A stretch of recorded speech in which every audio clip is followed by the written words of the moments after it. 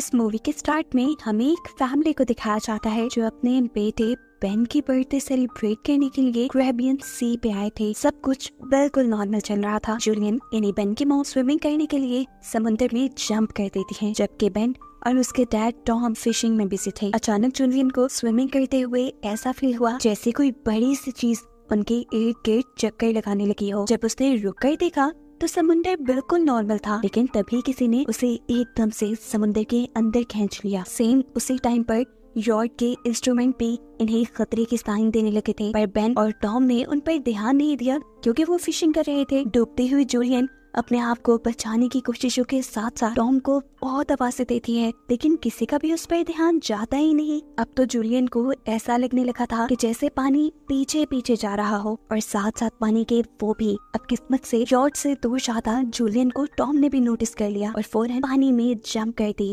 उसे बचाने के लिए। बेन भी यॉर्क का इंजन ऑन करते हुए उसे उन दोनों के करीब ले आया। टॉम ने जहाँ जूलियन को डूबने से बचाया, वहीं बेन और कैसी ने फिर मिलकर इन दोनों को यॉर्क के ऊपर खींचा और फिर कहीं जाकर जूलियन की जान बच पाई। यॉर्क पर सेफ वापस आकर टॉम एक मर्तबा कैसे भी गुस्सा करता है कि ध्यान कहाँ था तुम्हारा, जब बताया है कि जो भी स्विमिंग के लिए जाएगा उस पर कोई एक ध्यान रखेगा, तो क्यों नहीं दिया ध्यान? अगर मर जाती तुम्हारी मोम तो? कैसी खुद भी गिल्टी थी। उसके सॉरी करने के बाद सभी इस वाक़ये को भुलाने की कोशिश करते हैं और रात में बेन का बर्थडे सेलिब्रेट करते हैं। इसी टाइम कैसी के बॉयफ्रेंड की कॉल आने पर वो नोटिस करती है कि शहर में बहुत बुरा तूफान आ रहा था, जो देखकर एक मिनट के लिए वो परेशान हुई क्योंकि वो इस टाइम सेफ जगह पर तो बिल्कुल नहीं थे। वो जाकर ये बात अपने मॉम डैड को बताती है और ये सब अब सेफ्टी मेजर्स चेक करने का डिसाइड करते हैं। जो करते हुए इन्होंने नोटिस किया कि व्हेल्स और शार्क्स इनके यॉर्क के इर्द गिर्द मंडला रही थी, और टॉम के अकॉर्डिंग व्हेल्स या शार्क ऐसा किसी तूफान के आने से पहले ही करती हैं, क्योंकि उन्हें तब लहरों का अंदाजा नहीं हो पाता। अब आने वाले तूफान का अंदाजा इन्हें हो चुका था, उससे तो इन्हें निपटना था ही, लेकिन उससे पहले इन शार्क से निपटना था। इन्हीं की बातों के दौरान एकदम से उनकी यॉर्क को एक जोरदार झटका लगता है, जिसे चेक करने के लिए अब टॉम पानी में गया तो उसने देखा यॉर्क पे एक बहुत ही स्वेयर डंट आ चुका था, जो जरूर किसी शार्क ने किया था। ये चेक करते ही टॉम जब अपनी यॉर्क पे वापस आया तो वो बुरी तरह जख्मी था। जूलियन उसके जख्मों पे स्टिचेस लगाती है और यहाँ टॉम इन सबको बुरी खबर देता है कि शार्क के डंट देने की वजह से ये लोग आगे नहीं बढ़ पाएंगे। सेफ ऑप्शन इनके पास यही था कि किसी को मदद के लिए बुलाएं, लेकिन सिग्नल्स भी बंद हो चुके थे। यहाँ तक कि यॉर्क का रेडियो भी कोई सिग्नल पिक नहीं कर रहा था। इस मुश्किल कंडीशन में टॉम अपने खाने पीने के सामान को चेक करने लगता है। उनके पास सिर्फ 4 दिन के लिए पीने का पानी था और कुछ नहीं, लेकिन टॉम को ये तसल्ली थी कि वो एक शिपिंग रूट पे हैं, यहाँ से शिप्स अक्सर गुजरती रहती हैं, कोई ना कोई उन्हें देख लेगा।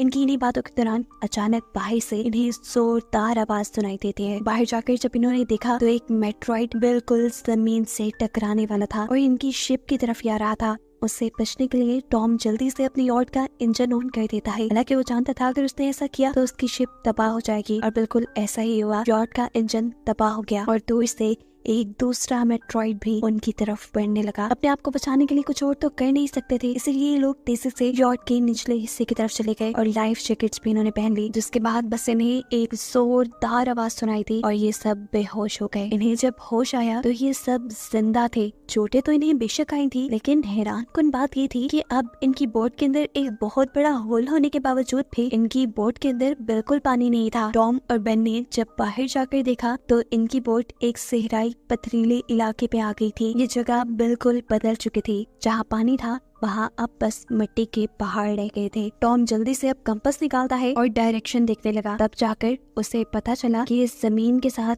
कुछ गड़बड़ी हो गई है। जमीन के सभी पोल्स चेंज हो गए हैं। जमीन के नॉर्थ पोल पे साउथ पोल आ गया था, जबकि साउथ पोल पे नॉर्थ पोल चला गया था। और ऐसे ही जहाँ पर सहरा थे, समुद्र का सारा पानी वहाँ शिफ्ट हो गया था और अब समुद्र की जगह सहरा बन चुकी थी। और ये चीज रियलाइज होते ही ये सब के सब शॉक रह गए। एक और दिल दहला देने वाली बात टॉम ने ये बताई कि इस सारे प्रोसेस में ह्यूमैनिटी यानी इंसान मारे गए होंगे। जैसे को इस सारी खबर से इतना बुरा शौक लगा था कि उसने अपने हवास खो दिए थे। वो अब एक कैबिन में अपने आप को बंद कर लेती है और किसी से बात नहीं करती। अब जूलियन अपने बच्चे कुछ खाने को इकट्ठा करने लगती है, जबकि बेन बहुत सारे अपने बर्थडे के बैलून्स हवा में उड़ाता है कि कहीं अगर कोई इंसान जिंदा होगा तो वो उनकी मदद को आ जाएगा। जबकि टॉम अब रेडियो के जरिए किसी से बात करने की कोशिश करता है, किसी से कांटेक्ट करने की कोशिश करता है। एक्सपेक्ट तो वो यही कर रहा था कि कोई रिस्पॉन्स नहीं आएगा, लेकिन हैरानकुन तौर पे उसे एक रिस्पॉन्स मिला और ये रिस्पॉन्स एक कैप्टन ने दिया था जो इस वक्त एक छोटी सी सबमरीन में था और समुद्र के ऐसे शिफ्ट होने की कहानी वो भी जानता था, क्योंकि वो भी टॉम की फैमिली की तरह सबमरीन में था, इसीलिए वो इस हादसे में बच गया। कैप्टन अब टॉम को बताते हैं कि अर्थ के जो पोल चेंज हुए हैं वो तकरीबन एक हफ्ते बाद वापस अपनी जगह पे आ जाएंगे। ऐसे समुद्र भी वापस अपनी जगह पे आएगा और उस वक्त इसकी लहरें बहुत ही ज्यादा खतरनाक होंगी। इसीलिए कैप्टन टॉम को मशवरा देता है कि तुम कोई ऊंची सी जगह ढूंढो और वहाँ पे चले जाओ, वहाँ पर तुम्हारे बचने के चांसेस ज्यादा हैं। ये बात सुनते हुए जूलियन फौरन अपने बच्चों को पैकिंग करने को कहते हैं, जबकि टॉम कैप्टन से रिक्वेस्ट करता है आपकी सबमरीन के अंदर भी बचने के चांसेस ज्यादा हैं, क्या आप हमारे बच्चों को रख सकते हैं। तब कैप्टन बताते हैं कि वो ये करना तो चाहता है लेकिन कर नहीं सकता क्योंकि उसकी सबमरीन बहुत छोटी है, उसका यहाँ पे एक साथी मारा गया है और ऐसे बस एक ही इंसान की जगह उसकी सबमरीन के अंदर है। या टॉम कैप्टन की मिन्नतें करता है प्लीज आप किसी तरह दोनों बच्चों को एडजस्ट कर लो, इसके बदले में आप मेरे से जो मदद चाहेंगे मैं आपकी करूंगा। कैप्टन अब उसकी बात मान गए थे। टॉम अब उस सबमरीन की लोकेशन का अंदाजा लगाता है और जूलियन को बताता है कि वो सिर्फ 2 दिन के अंदर अंदर वहाँ होंगे, यानी समुद्र की लहरों के वापस आने से पहले पहले ये लोग अपने बच्चों को सही सलामत उस सबमरीन तक पहुँचा देंगे, जिसके बाद उनकी जान बच जाएगी। अगली सुबह ये पूरी फैमिली अब अपने सफर को तैयार थी। तभी टॉम ने देखा कि दूर से एक अजीब सा आदमी अपने डॉग के साथ यहाँ चला रहा है। टॉम ने नोटिस किया कि वो आदमी जख्मी था, इसीलिए टॉम ने उसकी मदद करना चाहिए, उसे पानी भी दिया। आदमी ने वो पानी पीते ही उल्टा टॉम का शुक्रिया करने की बजाय उसी के ऊपर हमला कर दिया और ये चीज दूर खड़ी जूलिया देख चुकी थी। वो आदमी बुरी तरह अपने हाथ में पड़े हुए खंजर को टॉम के अंदर स्टैब करते हुए उसे मार चुका था। अपने हस्बैंड को तो वो बचा नहीं पाई थी, लेकिन अपने बच्चों को बचाने के लिए वो फौरन यॉट के अंदर जाती है और उन्हें खतरे के बारे में बताते हुए दोनों को कैबिन में छुपा दिया और फिर कैसी को एक फ्लेयर गन दी और कहा कि इसे तभी चलाना जब तुम्हें इसकी बहुत ज्यादा जरूरत पड़े। अभी वो ये बात कर ही रहे थे कि किलर यॉट के अंदर उनके इस रूम के दरवाजे तक भी पहुंच गया। उससे बचने के लिए जूलियन खुद एक वॉशरूम में चली जाती है और यहाँ जाकर अपने जख्मों को सीने लगती है। इतने में वो किलर यॉट की छानबीन करना शुरू कर देता है और उसे जैसे ही खाने को कुछ मिलता है तो उसने तेजी से वो खाना शुरू कर दिया। साफ जाहिर था कि वो कई दिनों का भूखा है। खाने के बाद किलर जब जूलियन को मारने के लिए उसके पीछे गया तो उसने देखा कि जहाँ से आवाज आ रही थी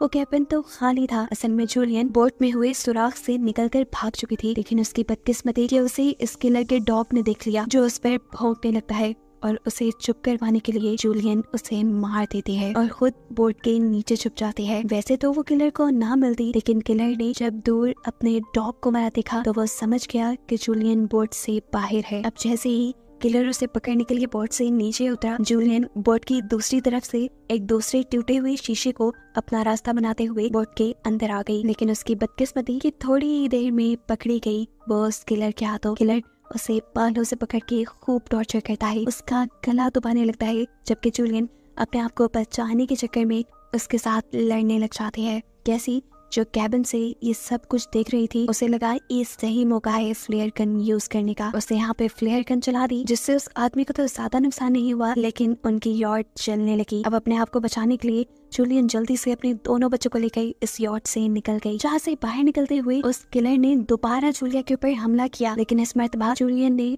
अपनी टांग से उसे पीछे धकेलते हुए अपने आप को फ्री करवा लिया। बाहर जाते ही कैसी और बेन अपने डैड की डेड बॉडी को देखकर रोने लगी। उन्होंने ये सब नहीं सोचा था जो उनके साथ हो चुका था।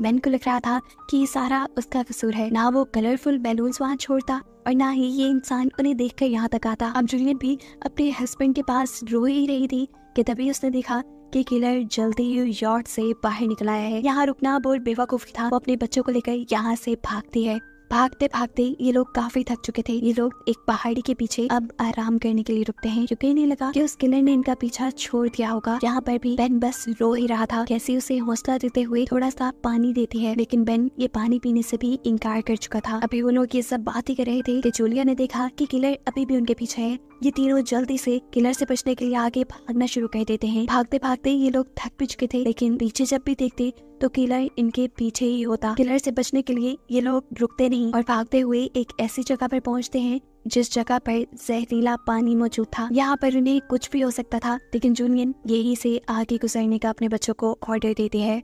यहाँ से निकलते ही बेन की हालत खराब हो गई और जूलियन को रियलाइज हुआ कि बेन डिहाइड्रेटेड हो चुका है। उनके पास पानी की आखिरी बूंदें थी जो उन्होंने बेन को दी थी, लेकिन इतने से पानी से कुछ होने वाला नहीं था। इस पॉइंट पे आकर कैसी बिल्कुल अपना आप हार देती है। उसे अब भरोसा नहीं रहा था कि वो लोग जिंदा भी रहेंगे या नहीं। वो अपनी मौत को मान चुकी थी। इन सब से भी वो यही मानने को कहती है, लेकिन जूलियन उसे कहती है मैं जो कह रही हूँ वैसा ही करो, हम आगे बढ़ेंगे और मुझे पता है कि मैं तुम्हें बचा लूंगी। जूलियन के कहने पर कैसी और बेन ने दोबारा चलना शुरू किया और थोड़ी ही दूर जाने पे इन्हें एक प्लेन दिखा जो सालों पहले कभी तबाह होकर समुद्र में गिर गया होगा। ये लोग उस प्लेन के अंदर छुप जाते हैं और जूलियन यहाँ पर आखिरी मर्तबा अपनी फैमिली फोटो देखती है जो इन्होंने कल रात ही ली थी। इस फोटो को देखते हुए सब टॉम को याद कर रहे थे। रात भी काफी हो चुकी थी, ये लोग थके हुए भी थे। कैसी और बेन सो गए और जूलियन बेचैनी में उठकर इस प्लेन से बाहर आ गई, जहाँ उसने देखा कि रात के इस अंधेरे में भी किलर ने उनका पीछा करना नहीं छोड़ा था। किलर भी उसे देख चुका था। यहाँ पर जूलियन सोने की एक्टिंग करती है और जैसे ही किलर उसके करीब आता है तो जूलियन फौरन उठकर उसके ऊपर हमला कर देती है और ऐसे उसे स्टैब करते हुए मार डालती है। आखिर उनके सिर से ये खतरा तो टला। जूलियन भी अब सुकून की नींद सोई और सुबह जब ये लोग उठे तो इन्होंने देखा कि किलर की बॉडी बहुत बुरी हालत में थी और इससे इन्हें अंदाजा हो गया कि ये खाली समुंदर भी बहुत खतरनाक है। खैर अब इन्हें उस सबमरीन तक जाना था जहाँ पर कैप्टन था। अब जूलियन जिस टाइम तक मैप देख रही थी आगे बढ़ने के लिए, बेन को बहुत ही ज्यादा प्यास लगी हुई थी। वो जाकर पास के तालाब में पानी पीने लगता है। हालांकि जूलियन ने उसे यहाँ से पानी पीने से मना किया था, ये जहरीला तालाब था, लेकिन बेन को तो इतनी प्यास लगी थी कि उसने एक नहीं सुनी और जबरदस्ती जूलियन को उसका सर पकड़ के बाहर निकालना पड़ा। ये पानी पीने की वजह से बेन बीमार हो चुका था। अब जूलियन और कैसी उसके लिए एक शेल्टर बनाते हैं, जहाँ पर अभी इन्होंने कुछ देर ही आराम किया था कि अचानक जूलियन को अजीबोगरीब आवाज आने लगी। बाहर जाकर जब उसने देखा तो बहुत सारे क्रैब्स उन्हीं की तरफ बढ़ रहे थे। इनसे बचने के लिए इन्होंने भागना शुरू किया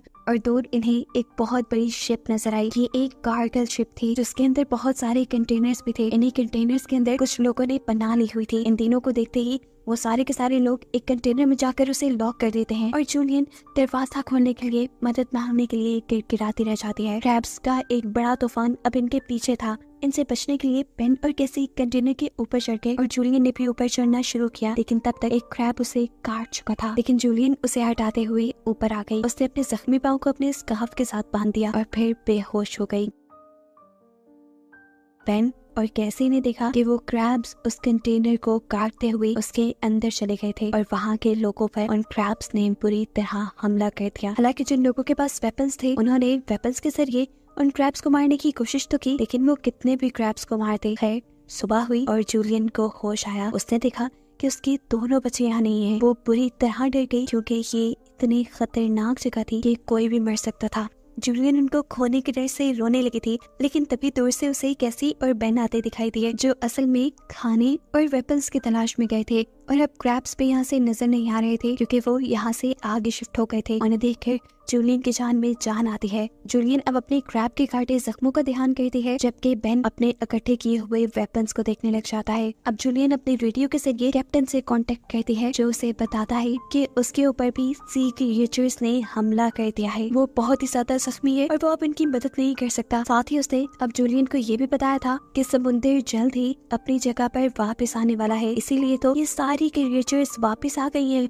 अब तो इन्हें ये भी नहीं पता था कि उस सबमरीन तक पहुंचने के लिए इन्हें किस डायरेक्शन में जाना है, क्योंकि इनका मैप भी इस सारी भागम दौड़ी में गुम चुका था। इसीलिए कैप्टन अब हवा में रेयर गन से शूट करता है और बेन वो डायरेक्शन देख लेता है। ये लोग तेजी से अब सबमरीन की तरफ बढ़ते हैं। दूर उन्हें अब छोटा सा येलो सबमरीन नजर आ भी गया था, लेकिन उस तक पहुंचना अब इन्हें नामुमकिन लगने लगा, क्योंकि सबमरीन तक पहुंचने के लिए इन्हें टॉक्सिक वेस्ट के ऊपर से गुजरना पड़ता, जहां से गुजरते हुए ही ये लोग बीमार हो सकते थे। अब तो कैसे को जूलियन की बातें बकवास लगने लगी थी कि वो अपने बच्चों को बचा लेगी। ये लोग यहाँ पे बहस करते हैं और जूलियन डांट के कैसे कहती है, चलो आगे बढ़ो। चलते हुए इनकी किस्मत एक और मर्तबा इनका साथ छोड़ देती है और वहाँ इन पहाड़ों के दरमियान में स्लाइडिंग होने लग जाती है, जिसकी वजह से जूलियन जो सबसे पीछे थी उसके आगे आकर एक बहुत बड़ा पत्थर गिर गया और वो वहीं पर फंस गई। कैसी उसके बगैर आगे नहीं बढ़ना चाहती थी, लेकिन तब जूलियन ने उसे एक कसम दे दी कि तुम हर हाल में अपने भाई को बचाओगी। कैसी अपने भाई को लेकर आगे बढ़ जाती है और ये लोग जब सबमरीन तक पहुंचते हैं तो वहाँ इन्हें कोई नहीं मिलता। ये बुरी तरह सबमरीन के दरवाजा खड़काने लगे, लेकिन तभी पीछे से कैप्टन निकल के आया जो बुरी तरह जख्मी था। कैप्टन ने उन्हें बताया कि उसके अब बचने के चांसेस बिल्कुल नहीं है और सबमरीन में 3 लोग बैठ सकते हैं। ये सुनते ही कैसी वापस पीछे की तरफ मुड़ी जहाँ उसकी मॉम स्टक हो गई थी। इस टाइम जूलियन गन के जरिए अपने करीब आने वाले क्रैब्स को मार रही थी और बुलेट्स उसकी तकरीबन खत्म ही हो गई थी। इससे पहले कि कोई और क्रैब उसके ऊपर हमला करता, कैसी उसके पास आकर उसे हाथ देती है। उसकी मदद से जूलियन फाइनली वहाँ से बाहर निकलने में कामयाब हो गई और ये दोनों भागते हुए अब वापस सबमरीन तक आ गए। ये लोग बिना वक्त ज़ाया किए अब सबमरीन के अंदर बैठ गए।